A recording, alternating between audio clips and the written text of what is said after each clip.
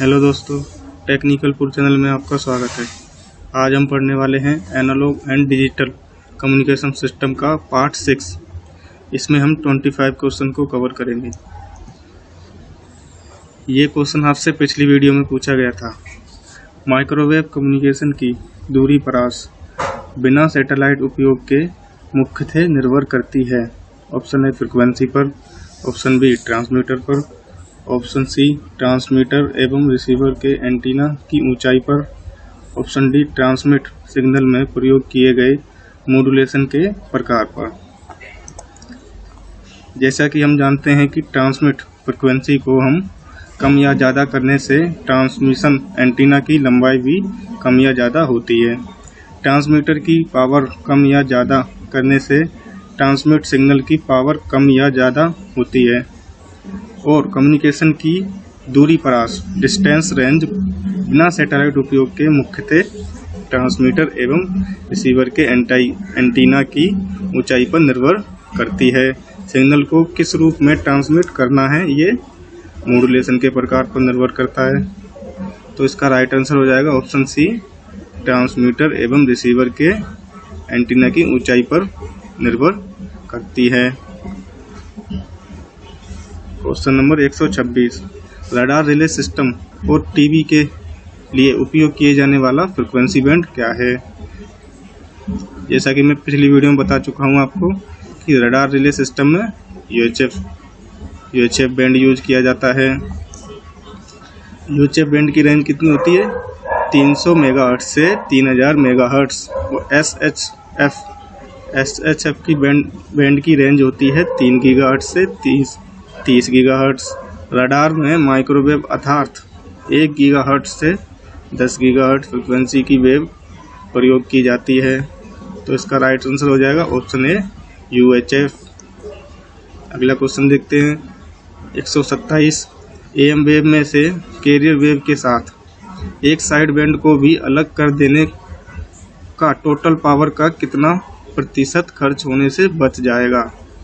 यानी एएम में कैरियर में 2 साइड बैंड होते हैं, लोअर साइड बैंड और अपर साइड बैंड। अगर उसमें से एक साइड बैंड को हटा लें तो कितना प्रतिशत खर्च होने से बच जाएगा। Option A 54.30, option B 83.23, option C 14, option D 67%। तो टोटल पावर निकालने का फॉर्मूला ये है, PT बराबर PC ब्रैकेट में 1 प्लस MA स्क्वायर अपॉन में 2। MA क्या है? Modulation index. मॉड्यूलेशन 100% है, इसलिए आपका AM का मान MA का मान 1 होगा। तो इसमें वैल्यू रखेंगे PC ब्रैकेट में 1 प्लस MA की जगह 1 अपॉन में 2, तो यह आ जाएगा आपका 1.5 PC। अब सिंगल साइड बैंड मतलब एक साइड बैंड की पावर निकालेंगे। तो एक साइड बैंड की पावर निकालने का फॉर्मूला है PC यानी power of carrier into modulation index upon में 4। इसमें वैल्यू रखेंगे तो सिंगल साइड बैंड की पावर आ जाएगी आपकी 0.25 PC। अब परसेंटेज निकालेंगे। परसेंटेज निकालने के लिए आपका 1.5 माइनस 0.25 अपॉन में 1.5 करेंगे इंटू 100। इसको सोल्व करेंगे तो आपका आएगा 83.23%। इसका राइट आंसर हो जाएगा ऑप्शन बी, 83.23%। अगला क्वेश्चन देखते हैं। क्वेश्चन नंबर 128, चित्र में प्रदर्शित क्या दर्शाता है? ये चित्र है, ये क्या दिखा रहा है?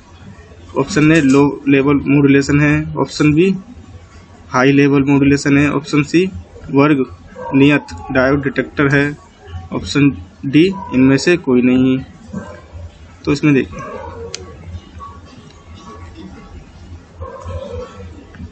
एएम ट्रांसमीटर के प्रकार। एएम ट्रांसमीटर के प्रकार देखते हैं। एएम ट्रांसमीटर के 2 प्रकार होते हैं, एक तो लो लेवल मॉड्यूलेशन, दूसरा हाई लेवल मॉड्यूलेशन। लो लेवल मॉड्यूलेशन क्या होता है? लो लेवल मॉड्यूलेशन में जनरेट किए गए एएम सिग्नल को लीनियर एम्पलीफायर यानी ए, AB और B क्लास के एम्पलीफायर की एक चेन का उपयोग करके एम्पलीफाई किया जाता है। और हाई लेवल क्या होता है? हाई लेवल मॉड्यूलेशन में highly efficient class C amplifier का उपयोग किया जाता है। इसकी एफिशिएंसी लो लेवल मॉड्यूलेशन से अधिक होती है। देखिए जैसा कि पिक्चर में दिखाया गया है, ये आपका बेस बैंड है या मॉड्यूलेटिंग सिग्नल इन हो रहा है, ये लो लेवल मॉड्यूलेशन में। ये किससे मैच हो रहा है? लो लेवल मॉड्यूलेशन के पिक्चर से। तो इसका राइट आंसर हो जाएगा option A, low level modulation. देखिए लो लेवल में आखिर में पावर एम्पलीफायर लगा हुआ है।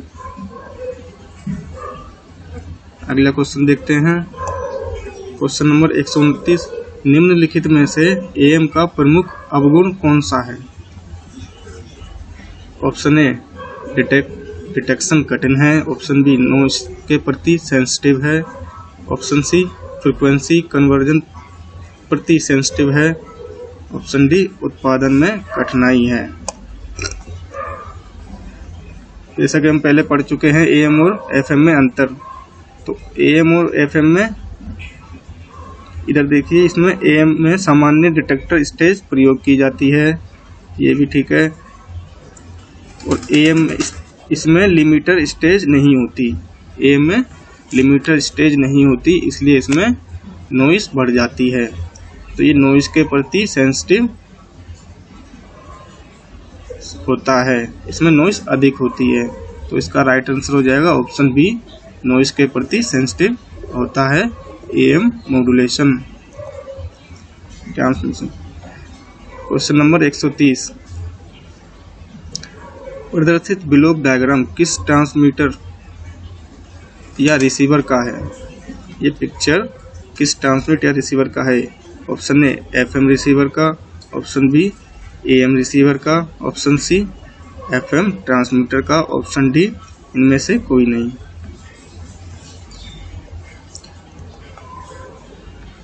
ये पिक्चर आप देख पा रहे हो, ये FM रिसीवर का है, इधर ये AM रिसीवर का है।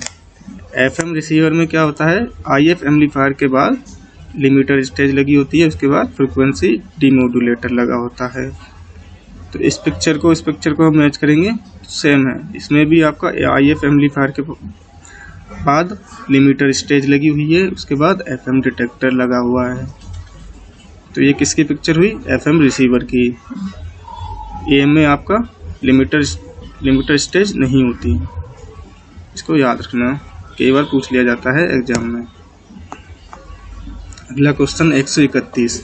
निम्न में से किस विधि द्वारा FM वेव का डिटेक्शन नहीं किया जा सकता? Option A, slope detector. Option B, envelope detector. Option C, अनुपात detector. Option D, PLL detector.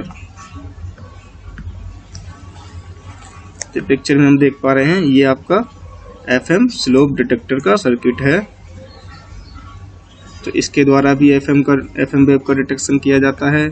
Option B में था एनवेलप। एनवेलप का उपयोग आपका AM में किया जाता है, AM डीमोडुलेटर में डिटेक्शन की जगह इसका यूज किया जाता है कैरियर वेव से सिंगल वेव को अलग करने के लिए।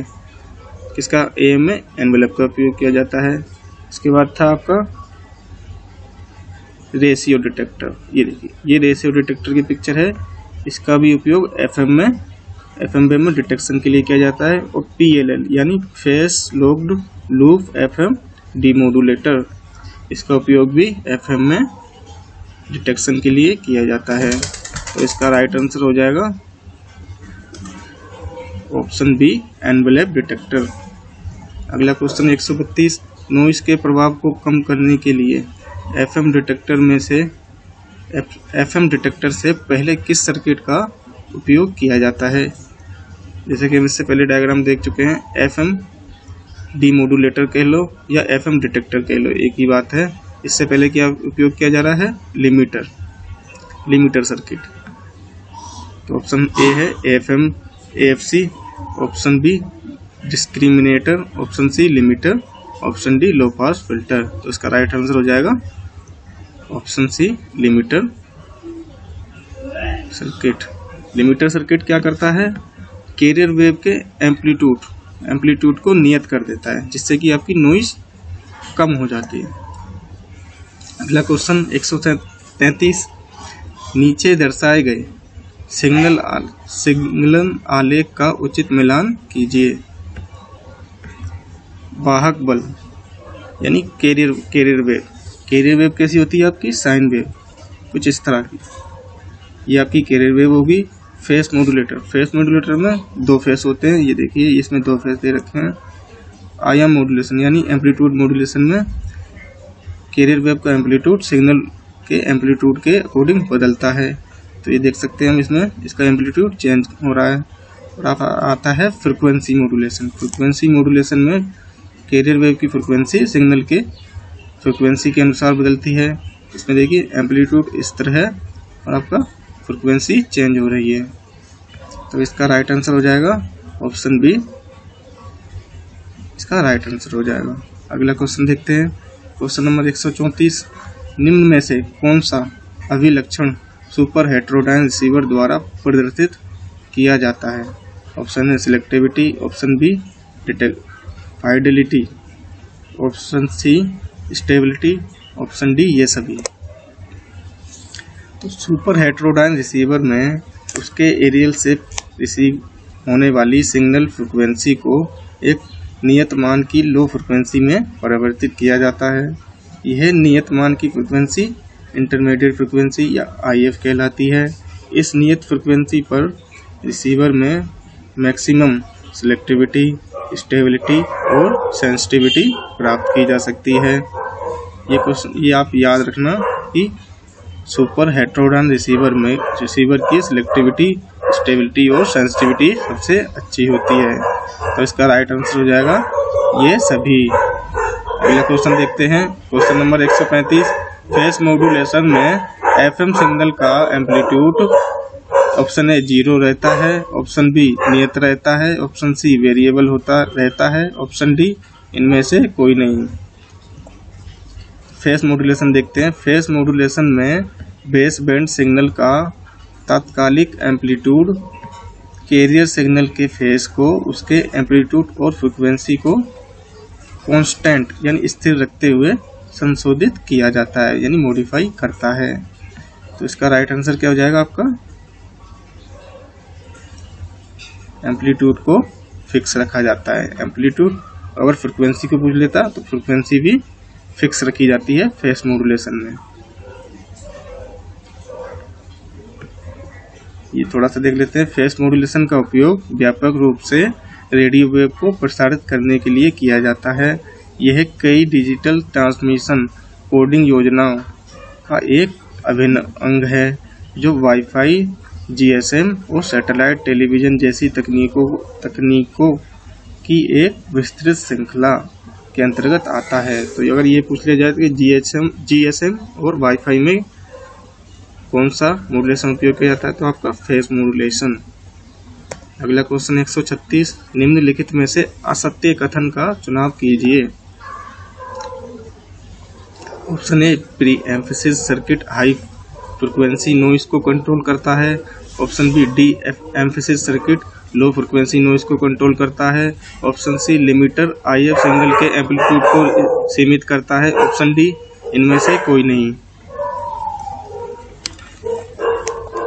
ये देखिए, ये आपका प्री एम्फेसिस FM आउटपुट है, ये आपका डी एम्फेसिस सर्किट है, ये आपका लिमिटर सर्किट दिखाया गया है। तो प्री एम्फेसिस सर्किट में आपका हाई पास फिल्टर लगा होता है जो हाई फ्रिक्वेंसी नॉइज को ग्राउंड कर देता है और आगे नॉइज को नहीं जाने देता। और डी एम्फेसिस में लो पास फिल्टर लगा होता है जो लो फ्रिक्वेंसी नॉइज को ग्राउंड कर देता है और आउटपुट में नहीं जाने देता। और लिमिटर स्टेज क्या करता है, मैं पहले बता चुका हूँ, FM IF के सिग्नल के एम्पलीट्यूड को सीमित करता है। राइट आंसर हो जाएगा ऑप्शन डी इनमें से कोई नहीं। अगला क्वेश्चन 137, AM IF अलाइनमेंट में IF जनरेटर कितने हर्ट्ज पर सिग्नल जनरेट करता है? Option A 600 kilohertz, option B 150 kilohertz, option C 300 kilohertz, option D 250 kilohertz. जैसा कि हम पहले पढ़ चुके हैं कि AM में IF का मान कितना रखा जाता है? 455 किलोहर्ट्ज। और IF का फॉर्मूला क्या होता है? IF equal to OF minus SF। OF क्या है? Oscillator frequency minus signal frequency.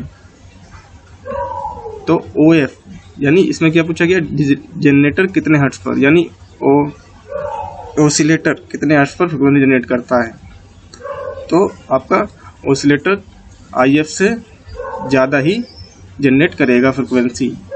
तो 455 तो IF का मान होता है, तो OF का मान 455 से अधिक होगा, अर्थात 600 किलोहर्ट्ज रखा जाता है इसका मान। ऑप्शन है राइट आंसर हो जाएगा। अगला क्वेश्चन देखते हैं 138।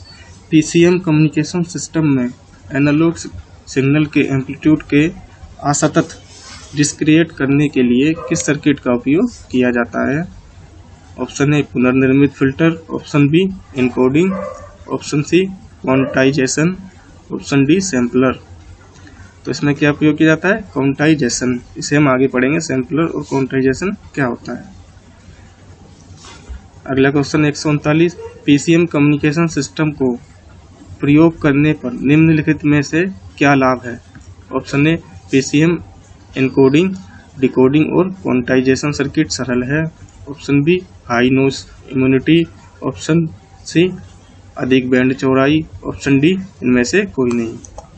तो देखिए PCM में आपका एनकोडिंग, डिकोडिंग और क्वांटाइजेशन सर्किट बहुत ही कॉम्प्लिकेट होता है और आपका इसकी हाई नॉइज इम्यूनिटी, यानी नॉइज के प्रति यह अधिक इम्यूनिटी रखता है, नॉइज को आने नहीं देता। तो इसका राइट आंसर हो जाएगा option B high noise immunity. इसमें अधिक बैंड चौड़ाई भी नहीं होती। अगला क्वेश्चन 140। चित्र में किस मॉड्यूलेशन तकनीक का वक्र दर्शाया गया है? Option A angle modulation, option B delta modulation, option C adaptive delta modulation, option D differential pulse code modulation. ये देखिए ये चारों का आपका पिक्चर दिखाया गया है। ये एंगल मॉड्यूलेशन का है, ये तो उसमें एनालॉग में आ गया, इसको तो अलग ही हटा दें, ये तो मैच नहीं होगा।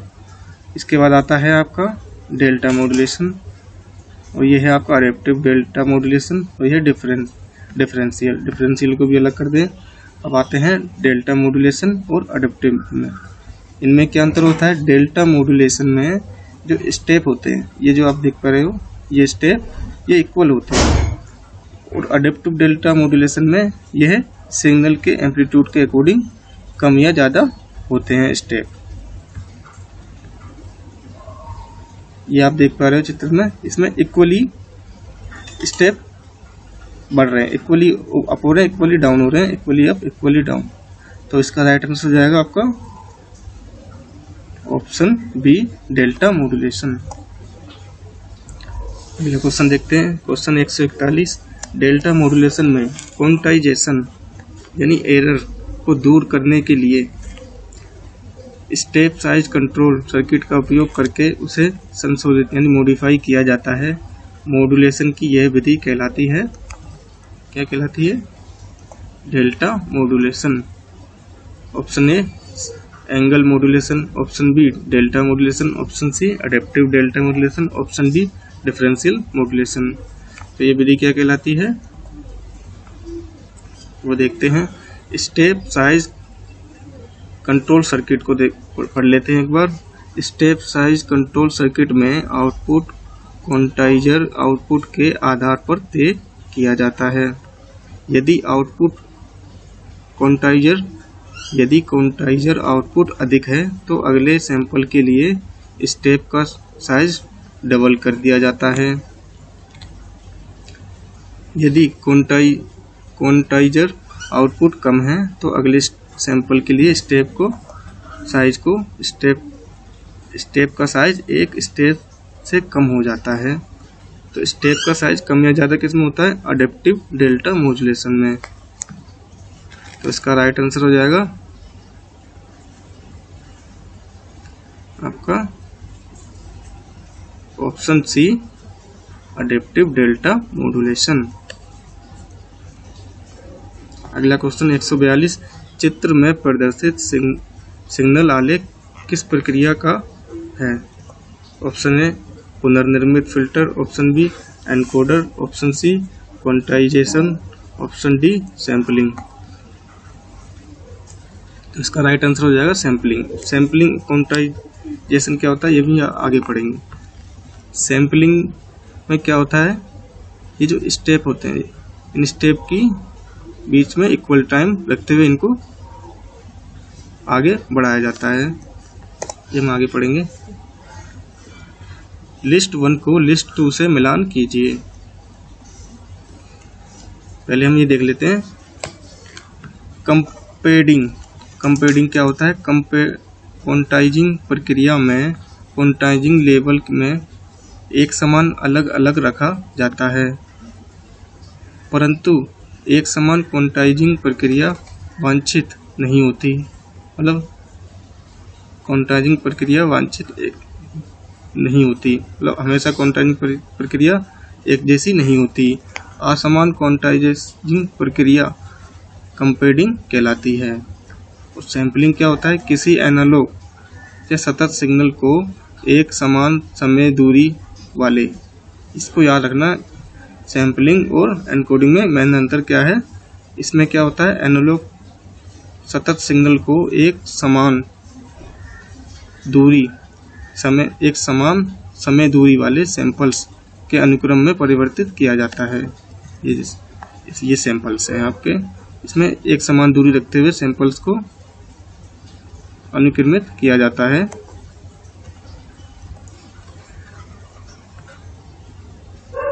और एनकोडिंग में क्या होता है? सैंपल्ड तथा कंपेयरिंग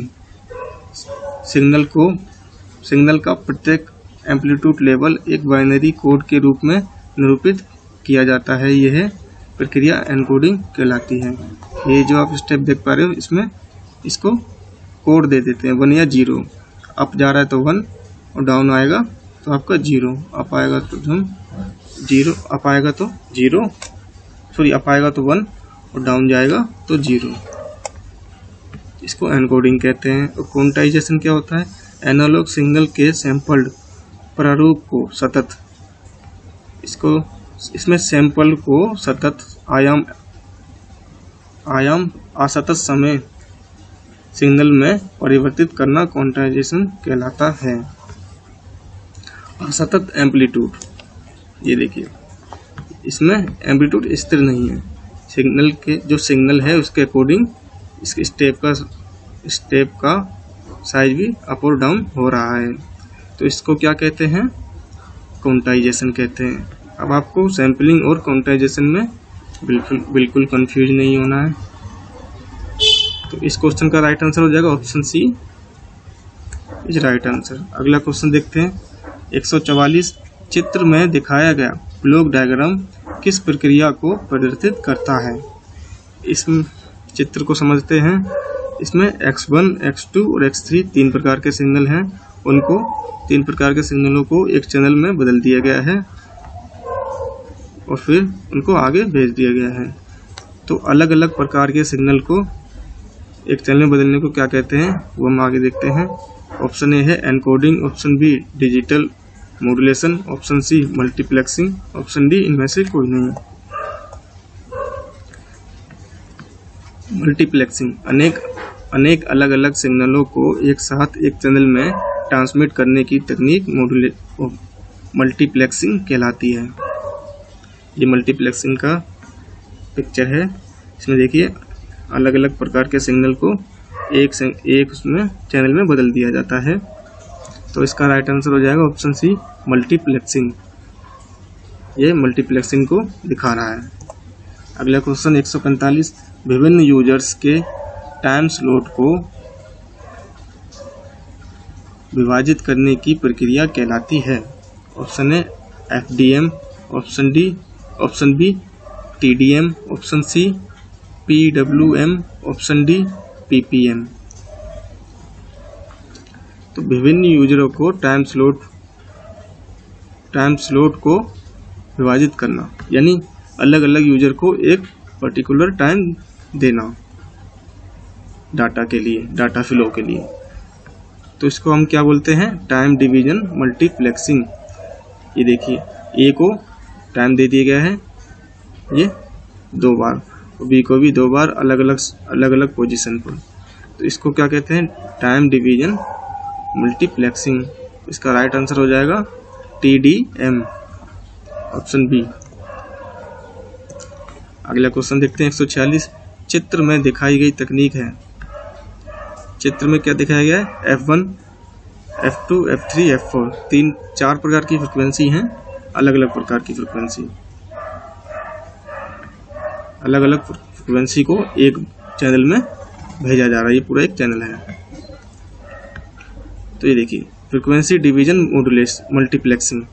फ्रिक्वेंसी डिवीजन मल्टीप्लेक्सिंग में अलग अलग फ्रिक्वेंसी के चैनलों को एक चैनल में बदल दिया जाता है, उनको आगे भेजा जाता है। तो इसका राइट आंसर हो जाएगा फ्रिक्वेंसी डिवीजन मल्टीप्लेक्सिंग, यानी FDM, option A right answer. अगला क्वेश्चन 147। चित्र में दिखाए गए डायग्राम में X किस सर्किट को रिप्रेजेंट करता है? ये जो X है, यहाँ पे कौन सा सर्किट आएगा? Option A multiplexing, option B modulator, option C demultiplexing, option D इनमें से कोई नहीं। तो ये देखिए, तो इसमें X1, X2 और Xn अलग अलग प्रकार के सिग्नलों को एक चैनल में बदल दिया गया मल्टीप्लेक्सिंग के द्वारा। फिर हाई स्पीड ट्रांसमीटर के माध्यम से इसको भेजा गया। उसके बाद मल्टीप्लेक्सिंग के बाद अगर सिग्नल को हमें अलग अलग करना है तो आपका क्या यूज किया जाता है? डीमल्टीप्लेक्सिंग। तो इसका राइट आंसर हो जाएगा ऑप्शन सी डीमल्टीप्लेक्सिंग। ये देखिए, पहले मल्टीप्लेक्सिंग यूज किया जाता है, उसके बाद हाई स्पीड ट्रांसमिशन के द्वारा डाटा को भेजा जाता है, उसके बाद डीमल्टीप्लेक्सिंग का उपयोग किया जाता है। अगला क्वेश्चन देखते हैं, क्वेश्चन नंबर 148। चित्र में दिखाया गया सिग्नल डायग्राम किस प्रकार की डिजिटल मॉड्यूलेशन तकनीक को रिप्रेजेंट करता है? Option A PPM, option B PSK, option C FSK, option D PWM। PPM क्या है? Pulse position modulation. PSK क्या है? Phase shift keying. FSK क्या है? Frequency shift keying. PWM pulse with modulation. Picture को देखते हैं, ये पल्स पोजीशन मॉड्यूलेशन की पिक्चर है। इसमें क्या हो रहा है? जो पल्स है उसको टाइम के अकॉर्डिंग चेंज किया जा रहा है। ये इससे मैच नहीं हो रही। और इसमें देखिए frequency shift keying. Frequency shift keying में क्या होता है? आपकी फ्रीक्वेंसी के फेज को चेंज कर दिया जाता है। ये देखिए, इसमें यहाँ से यहाँ पर ख़त्म हो गया, फिर आपका नीचे से शुरू हुआ है, फिर यहाँ से ये फ्रीक्वेंसी यहाँ से चली, फिर आपकी ये यहाँ ख़त्म होगी, फिर इसका फेज चेंज हुआ। तो इसमें फेज को चेंज किया जा रहा है, शिफ्ट किया जा रहा है। फ्रीक्वेंसी में क्या होता है? फ्रीक्वेंसी को शिफ्ट किया जाता है। ये देखिए, फ्रीक्वेंसी चेंज हो रही है, फेज आपका इक्वल है। और आपका PWM में क्या होता है? Pulse with modulation. पल्स के एम्पलीट्यूड और जो पल्स टाइम है उसको चेंज किया जाता है वोल्टेज के अकॉर्डिंग। तो इसका राइट आंसर हो जाएगा आपका, ये किससे मैच हो रहा है? PSK pulse shift keying. तो इसका राइट आंसर हो जाएगा ऑप्शन बी PSK। अगला क्वेश्चन 149। ट्रांसमीटर के एंटीना से विकसित होने वाली रेडियो वेव एक विशिष्ट तल स्पेसिफिक प्लान में फैलती है। यह इनमें से किस पर निर्भर करता है? ऑप्शन ए ट्रांसमीटर की क्षमता पर, ऑप्शन बी ट्रांसमीटर की फ्रीक्वेंसी पर, ऑप्शन सी एंटीना की लंबाई पर, ऑप्शन डी एंटीना के टाइप पर। ट्रांसमीटर के एंटीना से विकसित होने वाली फ्रीक्वेंसी रेडियो वेव एक विशिष्ट स्थल स्पेसिफिक प्लेन में फैलती है। यह एंटीना के टाइप पर निर्भर करता है। अगर अलग अलग टाइप के एंटीना वेव अलग अलग पैटर्न में फैलते हैं। ये आइसोट्रोपिक रेडिएशन है, इसमें देख पा रहे हो जिसका पैटर्न बन रहा है। यहाँ से आपकी वेव रेडियो वेव अलग अलग दिशाओं में रेडिएशन हो रहा है। ये देखिए अलग अलग एंटीना को अलग अलग पैटर्न बनता है। तो इसका राइट आंसर हो जाएगा आपका एंटीना के प्रकार पर। वेव किस प्रकार फैलेगी ये एंटीना के टाइप पर निर्भर करता है। अगला क्वेश्चन 150, माइक्रोवेव कम्युनिकेशन में कौन सा एंटीना प्रयोग किया जाता है? Long wave antenna, rhombus antenna, parabolic antenna या ये सभी? ये आपका रोम्बस एंटीना है, ये आपका पैराबोलिक एंटीना है। अब लॉन्ग वेव एंटीना को देखते हैं। लॉन्ग वेव रेडियो रिसीवर में बाहरी या इंडोर एंटीना है। इंडोर एंटीना केबल के साथ एक विस्तृत श्रृंखला के डेटा के साथ भेज दिया जाता है। इसमें क्या डेटा केबल यूज करी जाती है और इंडोर और आउटडोर एंटीना प्रयोग किए जाते हैं। और रोम्बस एंटीना, इस एंटीना का उपयोग high frequency communication, long distance sky wave प्रसार और पॉइंट टू पॉइंट कम्युनिकेशन में किया जाता है। और यहीं पैराबोलिक की बात करें तो पैराबोलिक एंटीना को डिश एंटीना या पैराबोलिक डिश भी कहा जाता है। तो इसका राइट आंसर हो जाएगा माइक्रोवेव में कौन सा यूज करा जाता है? पैराबोलिक। अगर माइक्रोवेव की जगह SHF या UHF लिख देते तो भी इसमें पैराबोलिक एंटीना ही उपयोग किया जाता है। या ऐसे पूछ लेते हैं कि रडार में कौन सा एंटीना उपयोग किया जाता है, तो पैराबोलिक। इस क्वेश्चन का आंसर आपको डिस्क्रिप्शन बॉक्स में देना है। एक रिसीवर में एंटीना से प्राप्त सिग्नल को किसके इनपुट पर प्रदान किया जाता है? Option A balun transformer, option B signal tuner, option C A और बी दोनों, ऑप्शन डी मॉड्यूलेटर। इसका आंसर आप डिस्क्रिप्शन बॉक्स या टेलीग्राम चैनल ज्वाइन करके दे सकते हैं। वीडियो देखने के लिए आपका बहुत बहुत धन्यवाद। वीडियो अगर पसंद आई हो तो वीडियो को लाइक करें, चैनल को सब्सक्राइब करें।